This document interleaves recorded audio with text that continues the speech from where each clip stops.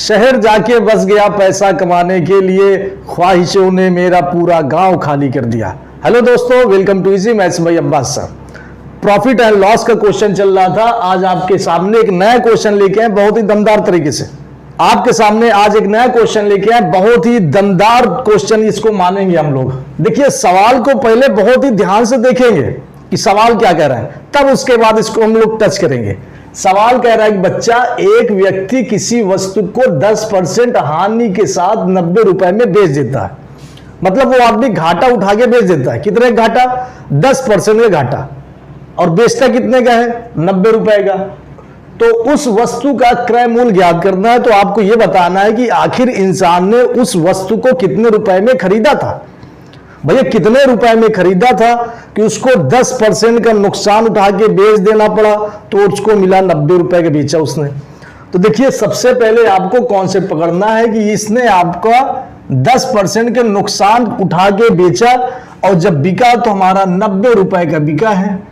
SP आ गया, selling price आ गया, विक्रय मूल्य 90 रुपए का बिका है। अब यहां पे आपको निकालना है क्रय मूल्य। आखिर उसने सामान को खरीदा कितने का था? तो जितने का भी सामान खरीदा हो, 100, 50, 200, 500, 58, 54, जितने का भी खरीदा हो, हमेशा क्रय मूल्य अपने आप में कितने % रहता है बच्चा, ये चीज सभी को पता होनी चाहिए। क्रय मूल्य हमेशा अपने आप में 100% रहता है। बात क्लियर है? जितने का भी खरीदा, हमसे क्या मतलब? हमने मान लिया कि उसने सामान को 100% में खरीदा है। अब कह रहा है कि 10% का नुकसान हो गया, हानि हो गया।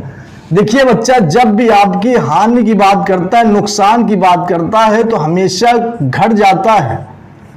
तो इसमें से 10% घटा देंगे। क्यों घटाएंगे? क्योंकि 10% हानि हुआ था। तो अब बच्चा बताइए, अगर उसका खरीद दाम है 100% है, उसका नुकसान हो गया 10% नुकसान हो गया, तो बताइए आपका जो 90% बचेगा ये क्या है? 90% जो बचा ये क्या है? ये 90% का बेचा है, और बेचा को हम लोग कहते हैं विक्रय मूल्य। बात समझिएगा, नहीं समझ में आया? 100 रुपए का खरीदा। आप देखिए, परसेंट को यहां पे रुपए मान के समझेंगे, करेंगे नहीं। 100 रुपए का उसने खरीदा, ये मारकर आपने 100 रुपए खरीदा, 10 रुपया का नुकसान उठा के बेच दिया, तो बताइए कितने का बेचा? 90 का बेचा। तो वही चीज इसमें कह रहा है। तो 90% इसका आ गया विक्रय मूल्य। विक्रय मूल्य 90% आ गया। अब यहां पे कह रहे 90 रुपए में बेचा, तो बेचना को भी विक्रय मूल्य कहते हैं, सेलिंग प्राइस कहते हैं। अच्छा देखिए, बेचना सेम हो गया। इधर कह रहा है 90% का बिका, और उधर रुपया में दिया है कि 90 रुपया का बिका। अब यहां पे हमको समझ में नहीं आ रहा। इधर आ गया 90% का बिका, और इधर आया है 90 रुपया का बिका।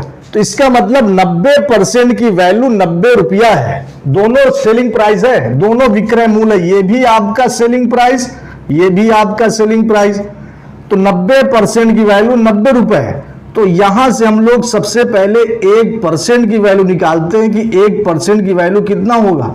तो 90/90 हो जाएगा, 90/90 कट जाएगा, एक बार में आ गया। तो इसका मतलब 1% की वैल्यू जो आया है, यहां पे 1 रुपया आया है, 1 रुपया। अब यहां कह रहा है क्रय मूल्य कितने खरीदा था, तो हम लोग कितने खरीदे थे? 100% का खरीदे थे। यहां पे 1% की वैल्यू 1 रुपया, तो 100% की वैल्यू, तो इसको 100 बनाने के लिए 2 जीरो चिपकाएंगे, तो इसको 100 बनाने के लिए भी 2 जीरो आपको चिपकाना पड़ेगा। क्योंकि यहां अगर 2 जीरो चिपका है, तो इधर भी आपको 2 जीरो चिपकाना ही पड़ेगा। क्वेश्चन एक, सॉल्यूशन अनेक। क्वेश्चन एक, सॉल्यूशन अनेक। अब आपको इस टॉपिक का हम बताएंगे रेशियो मेथड से। और रेशियो मेथड आपको बताया गया था बहुत पहले, हम आपको बता दिए थे कि रेशियो मेथड से क्वेश्चन बहुत ही इजीली सॉल्व हो जाएगा। देखिए कैसे सॉल्व होगा। सबसे पहले जो इसमें परसेंट में दिया है, जैसे यहां पे 10% हानि दिया है, तो ये आपका हानि हो गया। हानि बच्चा कितना है? 10% है, 10%।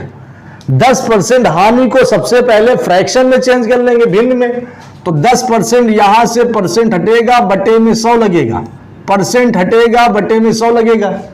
अच्छा, 1 0 ऊपर 1 0 नीचे, 0 0 कट कर देंगे तो ये आपका 1/10 आ जाएगा। ये बच्चा क्या है? 1/10 हानि है। क्या है? हानि। हानि 10% आया, 10% फ्रैक्शन 10/100, 10/100 का मान जो होता है 1/10 होता है।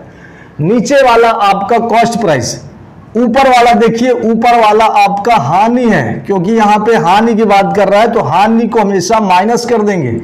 अब हेडिंग लगाएंगे सीपी का और इधर एसपी का। बात समझेंगे? यहाँ पे 2 हेडिंग लगेगा, एक सीपी लगेगा, दूसरा एसपी लगेगा।